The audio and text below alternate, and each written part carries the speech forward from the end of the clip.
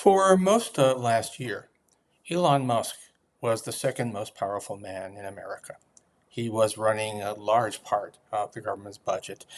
And during that time, he established a track record of evil incompetence. I mean, really evil and really incompetent on enormous scales. And why aren't people talking about it more?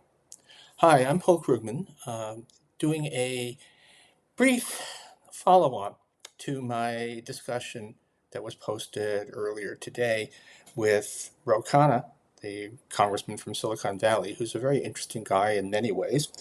One of the things that has made him especially interesting in the last few days is that he said something entirely reasonable, which is that if Democrats retake Congress, they should hold investigations into the role of Elon Musk as head of DOGE, the sort of not exactly but effectively government agency, that in destroying USAID, the U.S.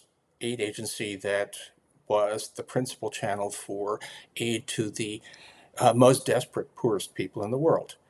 Um, that that's entirely reasonable. And Khanna went on to say that there are credible estimates that the cancellation, the destruction of DOGE has led to millions of unnecessary deaths, including millions of children, which is exactly true. That there are studies that say that there is some both in the field evidence of widespread death as a result of the cancellation, and of course reasonable health models. Because what do you think? You're cutting away tens of billions of dollars of aid to people who are living right on the edge. So of course it's a reasonable thing to say. Um, Musk, of course, responded not by saying no, it's not true or something like that. I mean, he did say that not a single person has died because of those cuts, which is utterly implausible.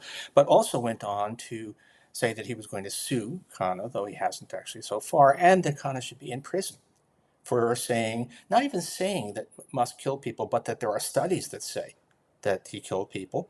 Uh, it's quite evil, and so much for free speech. It's very much Musk is very much like Trump, somebody who can dish it out but can't take it, can't even handle the kind of criticism that any public figure should expect to receive. You know, uh, honestly, you shouldn't be at all in the public domain unless you're prepared to deal with a lot of insults and accusations. And when you have the kind of role that Musk did, that would come with the package, even if he had done a decent or non-catastrophic job. But of course he didn't. And so let's talk first about the evil. Uh, it's not just that Musk, more or less personally, set out to destroy this aid agency, set out to cut off uh, healthcare, nutritional assistance, just basic necessities of life for millions and millions of extremely desperate people. But he did so with not just, he did so callously, carelessly. He even actually tweeted out, I just fed USAID to the wood chipper and I could have gone to some great parties instead. That's what can you say? This is an extraordinarily evil act. Um, it came in the context of somebody who made enormous promises about what he was going to do. People have kind of forgotten that Musk came into DOGE promising to find trillions of dollars in waste, which he would eliminate, none of which happened. Overall, it's pretty clear that DOGE actually worsened the budget deficit at least a little bit. He also made specific claims along the way. Most notably, his claim that there were something like 20 million people, dead people, receiving Social Security benefits, which that came because the tiny the 19-year-olds that he put in positions of great influence, the muskrats, whatever you want to call them, um, didn't understand government databases. You get parachuted into an agency with access to the computer systems, but absolutely no knowledge of what the agency does or how it does it.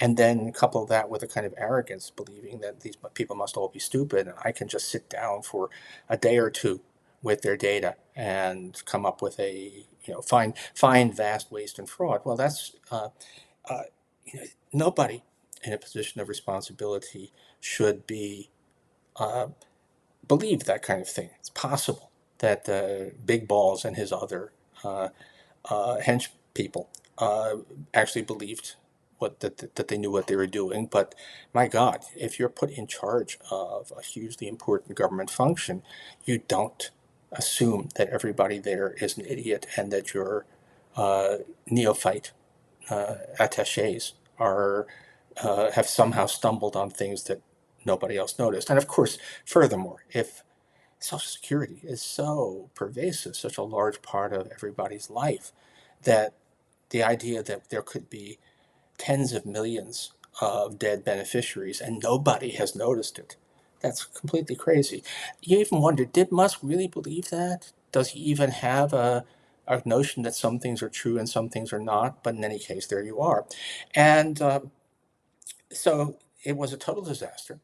I mean, he left the government not, I think, because Trump thought, not clearly not because Trump thought that he was too extreme, too bad a guy, but because it was so clear that he did not know what he was doing.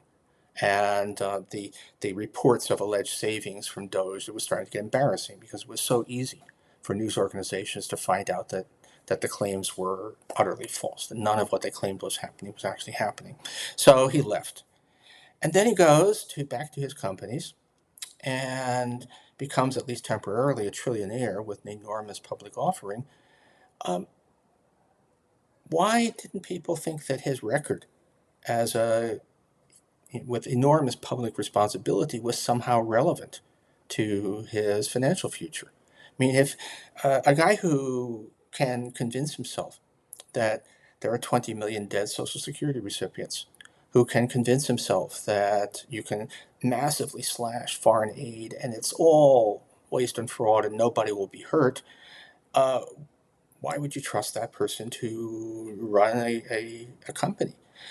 And furthermore, uh, the character flaws that are revealed here.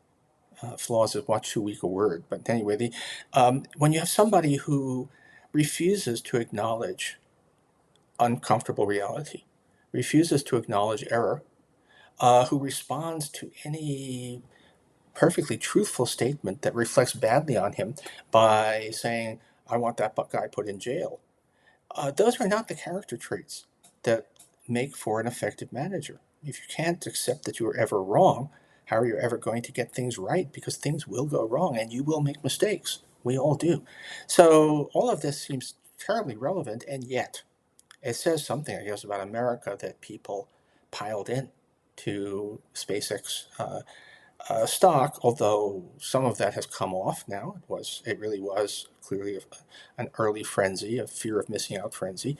There are now reports that SpaceX also sold bonds, which itself is a little troubling. Why should they be needing to go into debt uh, right away? What is that about? And those bonds have already lost some of their value, which is much more serious than the stock coming down.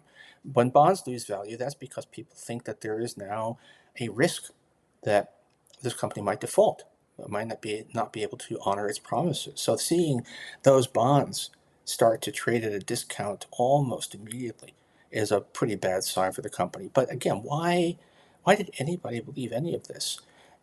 And Musk is a horrible, terrible person, and has the blood of millions of children on his hands. Let's be clear. That's just yes, it's not something that has been proven, but it's close to. And there really is no. It's so overwhelmingly likely that it's clearly has to be true.